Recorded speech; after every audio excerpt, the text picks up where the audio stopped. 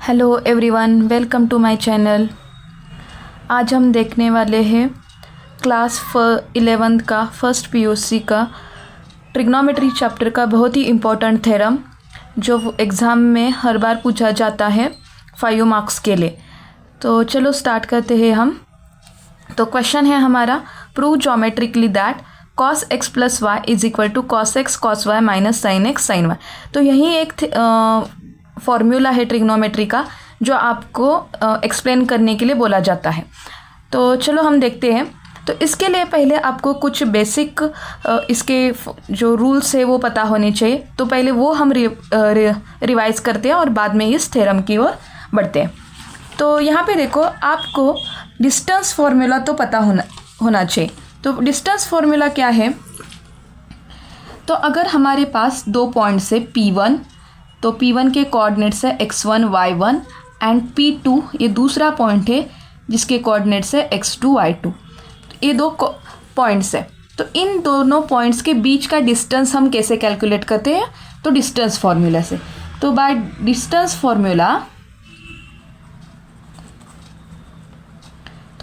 Formula क्या है? सो P1 P2 बताएगा कि डिस्टेंस है इन दोनों पॉइंट्स के बीच में। तो फॉर्मूला है वो आपका square root of x2 minus x1 square plus y2 minus y1 square. तो ये फॉर्मूला है। तो इसका हमें यूज़ होने वाला है इस थ्योरम में। नेक्स्ट हमारा जो पॉइंट है दैट इज ट्रिग्नोमेट्री के रेशोज। तो साइन माइनस एक्स की वैल्यू होती है माइनस साइन एक्स और कॉस माइनस एक्स की वैल्यू होती है कॉस एक्स। तो निगेटिव एंगल्स के साइन और कॉस की वैल्यूज हमें पता होनी चाहिए। ओके, तो नेक्स्ट हमारा जो पॉइंट है, तो थर्ड पॉइंट जो है वो अब हमें कोऑर्डिनेट्स निकाल। तो यहाँ पे देखो, ये एक आपका यूनिट सर्कल है। यूनिट सर्कल मतलब रेडियस जो है वो इसकी 1 यूनिट है। तो यहाँ पे मैंने ये सर्कल ड्रॉ किया है। तो इसकी जो रेडियस है वो हमने यहाँ पे 1 यूनिट रखी है। तो ये है हमारा ओरिजिन, ये y एक्सिस और ये है x एक्सिस। तो यहाँ से सपोज हमने यहाँ तक का जो डिस्टेंस है, यहाँ तक का डिस्टेंस वो है a डिस्टेंस, और ये जो डिस्टेंस है वो है हमारा b डिस्टेंस, और ये एंगल जो बनाया है वो x एंगल है। तो ये सब आपको समझ में आया। यहाँ पे रेडियस है 1 यूनिट, यह यहाँ से यहाँ तक का डिस्टेंस है b और यहाँ से यहाँ तक का डिस्टेंस है a, और ये एंगल जो बनाया है वो x है। तो ये जो पॉइंट है उसे हमने नाम दिया P। तो इसके कोऑर्डिनेट्स क्या होंगे बोलो? तो इसके कोऑर्डिनेट्स होंगे x एक्सिस का coordinate that is a and b axis का y एक्सिस का कोऑर्डिनेट होगा b। तो ये इसके कोऑर्डिनेट्स होंगे।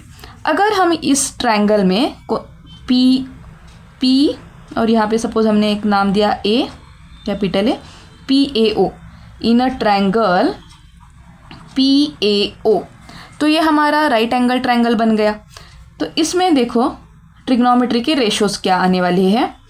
तो इस ट्रायंगल में cos x की वैल्यू क्या है? cos का रेशो हम कैसे निकालते हैं?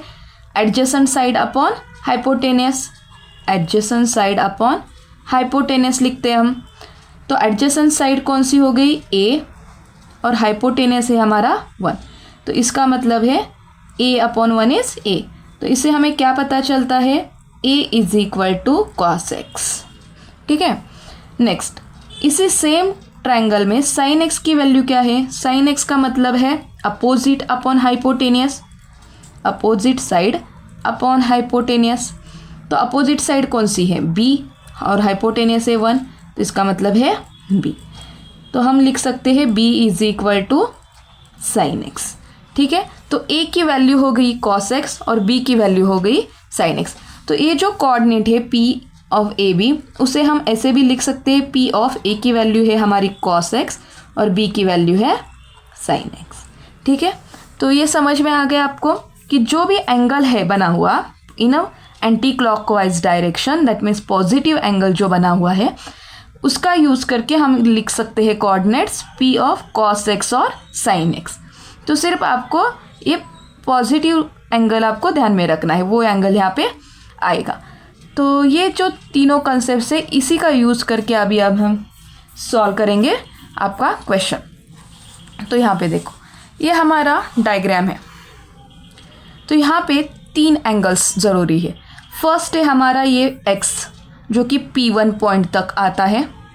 नेक्स्ट है हमारा यहाँ से लेके यहाँ तक का, सिर्फ आप रेड वाला देखो या P2 तक देखो। P2 हमारा जो पॉइंट है वो यहाँ P1 से लेके P2 तक का एंगल बना हुआ है y, और P3 जो है वो हमने निगेटिव एंगल लिया है जो कि है -y। तो इन सभी का हमें एक एक करके P1, P2, P3 और P4 के कोऑर्डिनेट्स हमें पहले पता लगाने हैं। तो चलो हम देखते हैं। तो फर्स्ट हम देखें, ये हमारा सर्कल है। तो इसमें हमने फर्स्ट जो है वो P1 पॉइंट लिया, P1, और ये एंगल बना है आपका x एक्सिस का, सॉरी x डिग्री का, x रेडियन का आपका ये एंगल बना हुआ है। तो P1 के कोऑर्डिनेट्स क्या होंगे, ये पॉजिटिव डायरेक्शन में है, ठीक है। तो पॉजिटिव डायरेक्शन में है मतलब P1 के कोऑर्डिनेट्स क्या है आपके cos x sin x। Okay, यहाँ से यहाँ तक का ये एंगल सिर्फ पॉजिटिव डायरेक्शन में फ्रॉम द x एक्सिस आपको चेक करना है कितना एंगल बना है, और उसी के आपको cos x और sin x लिखना है। तो ये हो गए P1 के कोऑर्डिनेट्स। नेक्स्ट हम लिखते हैं P2 के कोऑर्डिनेट्स।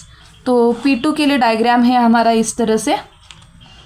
तो ये सर्कल है, ये मैं रफ आपको दिखा रही हूँ, ये आपको सब कुछ नहीं लिखना है थ्योरम लिखते वक्त एग्जाम में, सिर्फ आपको अंडरस्टैंड कैसे होना चाहिए कि ये कैसे आया है।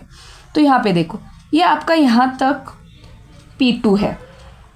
तो P2 के लिए यहाँ पे ये आपका फर्स्ट जो डॉटेड से मैंने दिखाया है ये आपका है P1 का लाइन। तो यहाँ से यहाँ तक का एंगल था आपका x, और यहाँ से यहाँ तक का एंगल है आपका y। मतलब फ्रॉम द x एक्सिस ये पूरा एंगल P2 तक कितना बना, x प्लस y एंगल बना। ओके, यहाँ से यहाँ तक का ये पूरा एंगल कितना बना आपका x प्लस y। तो P2 का कोऑर्डिनेट्स क्या बनेंगे, cos x plus y sin x plus y। ये आपके कोऑर्डिनेट्स बनेंगे P2 के, ठीक है। तो आपको ये पूरा एंगल मेजर करना है। नेक्स्ट अब हम देखते हैं P3 के लिए। तो P3 के लिए हमने ये सर्कल निकाला y dash x dash. Okay, तो P3 जो पॉइंट है वो यहाँ तक है P3 आपका। ओके, इसके पहले का ये यहाँ तक P2 था, यहाँ पे P1 का है, ये P1 है, ये P2 है और ये P3 है, ठीक है। तो ये जो एंगल है वो हमने कहाँ से, यहाँ से कंसीडर किया है। तो ये कितना दिया है -y। ओके, क्योंकि निगेटिव ये क्लॉकवाइज है इसलिए ये निगेटिव बनेगा। जब भी हम एंटी क्लॉकवाइज लेते हैं तो वो पॉजिटिव एंगल होता है, और जो क्लॉकवाइज लेते हैं तो वो निगेटिव एंगल बनता है। तो ये P3 का हो गया। तो यहाँ से यहाँ तक का ये एंगल कितना बना है -y। तो इसलिए P3 के कोऑर्डिनेट्स होंगे cos -y sin -y। Okay, समझ में आया आपको P3 तक का। ओके, नेक्स्ट जो है हमारा P4 का। तो P4 जो पॉइंट है वो यहाँ पे है, x एक्सिस पर ही है आपका P4। तो ये यहाँ से यहाँ तक का डिस्टेंस कितना है, उसी का मतलब है रेडियस है, ये यही रेडियस है। तो ये रेडियस की लेंथ कितनी है, 1 यूनिट है। तो 1, यहाँ पे एक पॉइंट क्या है आपका 1। तो इसके कोऑर्डिनेट्स क्या बनेंगे 1 0। तो P4 के कोऑर्डिनेट्स बनेंगे आपके 1 0। तो इस तरह से ये सभी कोऑर्डिनेट्स आपके बनते हैं P1, P2, P3 and P4। Okay, तो अब हमें चारों पॉइंट्स तो मिल गए, उसके कोऑर्डिनेट्स मिल गए। अब हम क्या करेंगे, इनके बीच का डिस्टेंस कैलकुलेट करेंगे। तो यहाँ पे देखो हमने ट्रायंगल जो बनाया है वो है OP1 P3, रेड में जो दिखाया गया है वो एक ट्रायंगल है आपका, और OP2 P4 ये दूसरा ट्रायंगल है। तो यहाँ पे आपको P1 P3 इनका जो डिस्टेंस है वो कैलकुलेट करना है, और बाद में P2 P4 का डिस्टेंस कैलकुलेट करना है by using the distance formula. तो चलो देखते हैं हम। तो P1 P3 is equal to, तो स्क्वायर आएगा यहाँ पे, तो यहाँ पे ये जो लिखा है P1 P2 it is under root है, तो इसका मतलब अगर आप दोनों साइड का स्क्वायर लेते हो तो ये अंडर स्क्वायर रूट निकल जाता है। तो P1 P2 square is equal to आपका बनेगा x2 minus x1 square plus y2 minus y1 square, ये फॉर्मूला आपका बनेगा। तो उसी का यूज़ करके हमें अभी डिस्टेंस निकालना है। तो यहाँ पे हमारा P1 और P3 के पॉइंट्स दिए हुए हैं, तो वो कैसे बनेंगे यहाँ पे, सो इट इज़ कॉस, यहाँ पे हमें लिखा है x2 माइनस x1 लिखा है, तो हम यहाँ पे लिख सकते हैं cos x minus cos minus y square plus sine x minus sine y, sorry sine minus y bracket square. ठीक है, तो ये हुआ हमारा P1 P3 का डिस्टेंस। तो इसे हम अब सॉल्व करेंगे, तो A minus B bracket square इस फॉर्मूला का यूज़ करना है। तो फर्स्ट होगा cos square x minus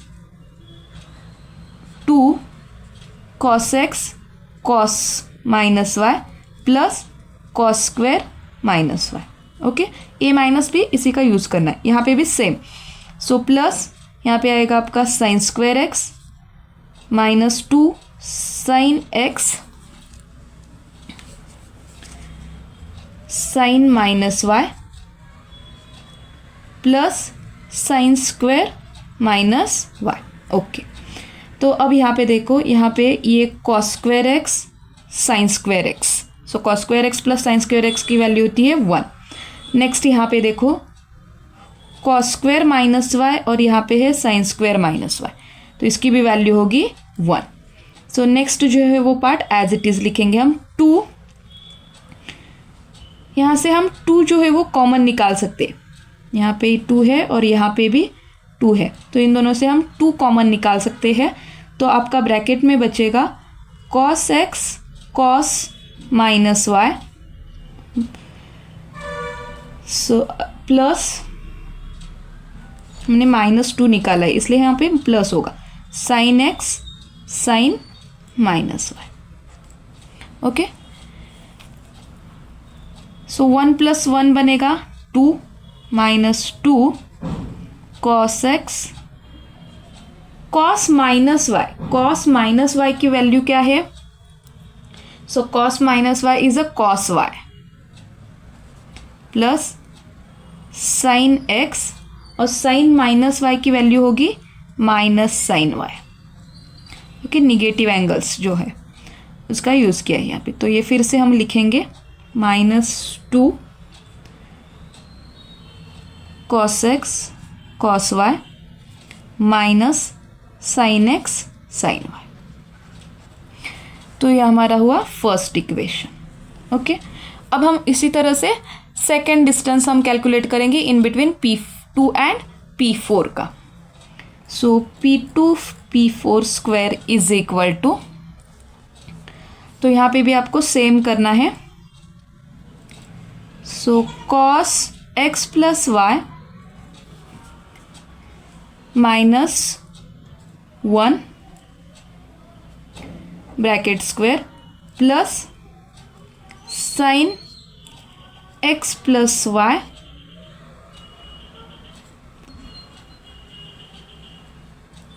-0 square. Okay, अब यहाँ पे देखो ये आपका क्या होगा, फॉर्मूला बनेगा। So it is cos square x plus y -1 square -2 cos x plus y plus यहाँ पे sine square x plus y. Okay, तो यहाँ पे cos square x plus y और यहाँ पे है sine square x plus y. So cos square plus sine square is 1, यहाँ पे -1 और ये है -2 कॉस, सॉरी ये प्लस आता है, तो यहाँ पे आएगा -2 कॉस एक्स प्लस वाई। तो यहाँ पे देखो अभी 1 + 1 होगा 2 -2 cos x plus y. Okay, this is a equation number 2। अब यहाँ पे देखो, from equation 1 and 2 we can write this two sides are equal. हम ये दोनों साइड्स इक्वल लिख सकते हैं। कैसे देखो, तो ये इन दो ट्रायंगल्स के में देखो, ये रेड वाला ट्रायंगल और ये ग्रीन बनाया हुआ ट्रायंगल, इन दोनों में P1 P3 और P2 P4 ये दोनों इक्वल है। कैसे? क्योंकि ये जो ट्रायंगल है OP1 P3 और OP2 P4 ये दोनों ट्रायंगल कॉन्ग्रुएंट ट्रायंगल है। तो कॉन्ग्रुएंट ट्रायंगल का मतलब है अगर उनके साइड्स या एंगल्स जो है वो इक्वल होते हैं तो वो दोनों ट्रायंगल्स हम कॉन्ग्रुएंट बोलते हैं। तो यहाँ पे देखो कॉन्ग्रुएंट कैसे है, तो यहाँ पे ये जो साइड है OP1, ये OP1 और OP3 ये दोनों साइड्स मतलब रेडियस है इस ट्रायंगल की। उसी तरह से इस ग्रीन वाले में OP2 और OP4 ये दोनों भी रेडियस है, मतलब ये दोनों साइड्स इक्वल हो गई इन दोनों ट्रायंगल्स की। यहाँ पे देखो हमारे पास ट्रायंगल कौन से है, triangle OP1 P3 OP1 P3 and दूसरा वाला ट्रायंगल कौन सा है OP2 P4 OP2 P4 ये ट्रायंगल था हमारा, करेक्ट। अब इन दोनों में ये जो रेडियस है कौन सी OP1 OP3, इसकी OP1 OP3 ये दोनों रेडियस है किसके बराबर होंगी OP2 OP4 OP2 OP4, ठीक है। तो ये दोनों रेडियस होगी। अब यहाँ पे देखो इन दोनों के बीच का जो एंगल है ये वाला, तो अगर ये हमने यहाँ पे जो दिया हुआ है ये वाला जो एंगल है वो कॉमन है, तो यहाँ पे यहाँ से यहाँ तक का एंगल है y और उसमें हमने ये ऐड किया, और यहाँ से यहाँ तक का एंगल है y और उसमें ये ऐड किया। तो इसका मतलब है यहाँ से यहाँ तक का एंगल और ये पूरा एंगल ये दोनों सेम मेजरमेंट के एंगल है। एंगल देखो कौन सा P1 P3, angle P1 OP3 that is equal to angle P4 OP2, angle P4 OP2 P4 OP2 ये वाला एंगल और ये वाला एंगल ये दोनों एंगल्स क्या है सेम है, क्योंकि ये जो है कॉमन एंगल है इन दोनों के बीच में, तो सेम है। तो यहाँ पे देखो इन दोनों साइड्स के बीच में, इन दोनों साइड्स के बीच का एंगल है ये आपका, तो इसलिए ये जो दोनों ट्रायंगल्स है वो SAS इस प्रॉपर्टी से कॉन्ग्रुएंट होते हैं। तो इसीलिए इन दोनों ट्रायंगल्स को हम कॉन्ग्रुएंट बोल सकते हैं। तो वो सब कुछ आपको लिखने की ज़रूरत नहीं है यहाँ पे, क्योंकि आपका जो मेन पर्पज़ है वो आपका cos x प्लस वाई इसको प्रूव करना है। तो यहाँ पे कॉन्ग्रुएंस है, इसके प्रूव करने की ज़रूरत नहीं है। तो यहाँ पे हम सिंपली लिख सकते हैं, सो triangle OP1 P3 is congruent with triangle OP2 P4 by SAS, ठीक है।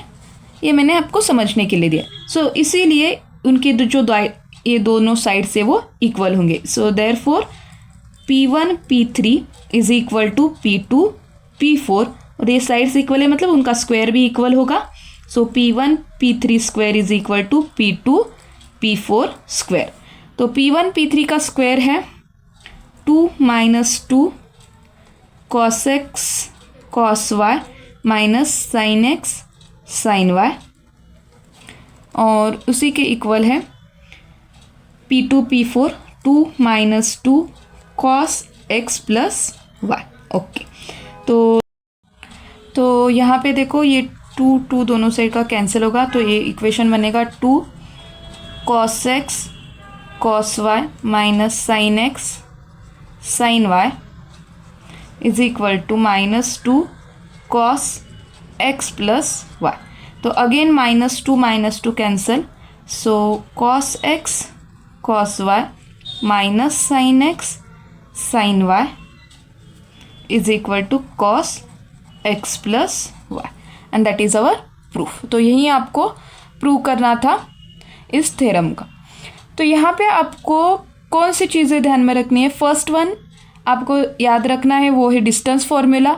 सेकेंड वन यहाँ पे आपको याद रखने हैं वो दो फॉर्मूले negative ratios, that is sine minus x is equal to minus sine x, cos minus x is equal to cos x. And the third one is that these two triangles are congruent, so that's why this we can show that this P1 P3 is equal to P2 P4. तो ये जो diagram है वो आपको अच्छे से याद में रखो कि कहाँ से कहाँ तक आपको एंगल्स लेने हैं, कहाँ पे पॉइंट्स लेने हैं। तो ये बहुत ही इजी है, लेंदी है लेकिन बहुत ही इजी वाला क्वेश्चन है ये। तो आपको इसके 5 मार्क्स हमेशा कंफर्म रहते हैं अगर आप ये अच्छे से सॉल्व करो तो ये जो क्वेश्चन है वो आप खुद से, मैं बार बार बताती हूँ, जब तक आप खुद से नहीं ट्राई करोगे तो कोई भी क्वेश्चन इजी नहीं होगा। तो मैथ से इजी कोई भी सब्जेक्ट नहीं है जब तक आप प्रैक्टिस नहीं करते। चलो मिलते हैं हम इसी तरह के वीडियो के साथ नेक्स्ट वीडियो में। तब तक वीडियो को लाइक करो, चैनल को सब्सक्राइब करो। Thank you.